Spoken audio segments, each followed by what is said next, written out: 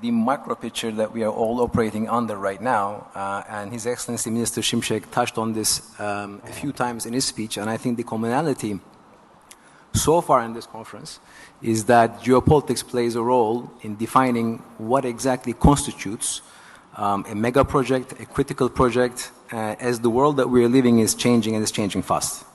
So we seem to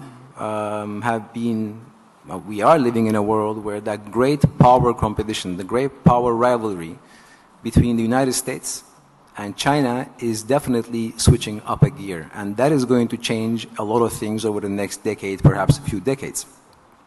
At the same time, we find ourselves in a situation where there is two major wars now being fought on two different fronts. We have Russia-Ukraine, and unfortunately, we now have Israel-Gaza.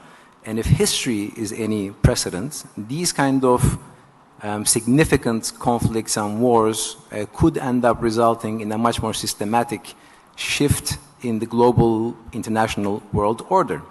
Now, why do I say that? Because the subject matter of this panel is also about diversification and resilience, for which I think we have to have a very real look at the dynamics at play over here.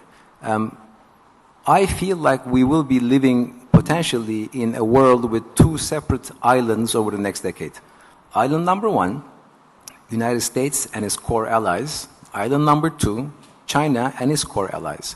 And there's a whole region in between with Turkey and our Arab friends constituting a very important go-in-between, but also we live in a world where friendshoring and nearshoring and concepts of regional alliances are going to become much more important from a security perspective, intelligence perspective, economic perspective, and also, geopolitical perspective.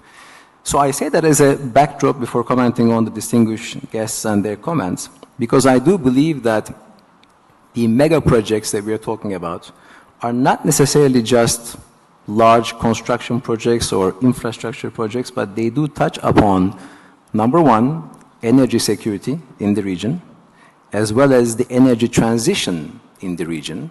And I'll elaborate a little bit on why Turkey is a very important hub for that and how our friends in the Arab world and their investment thesis could end up benefiting both sides.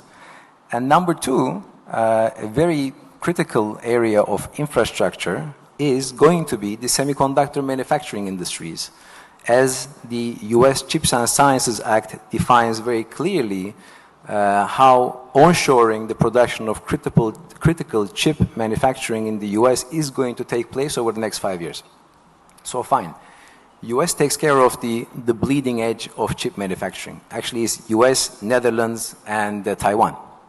At the other end of the spectrum, we have China, which pretty much manufactures and uses more than the rest of the world combined when it comes to anything that is below bleeding edge, lightning edge, cutting edge, and all the other things. Given that we all live in an e-world where we have e-governments, e-planes, e-cars, all these things, the demand for semiconductor manufacturing and chips overall will become even more critical. So the mega projects amongst Turkey and the Arab friends of ours could very well focus on the energy security and energy transition, but also given Turkey's great potential in being able to provide a semi-hedge in terms of manufacturing towards, at least part hedge towards the Chinese interdependence.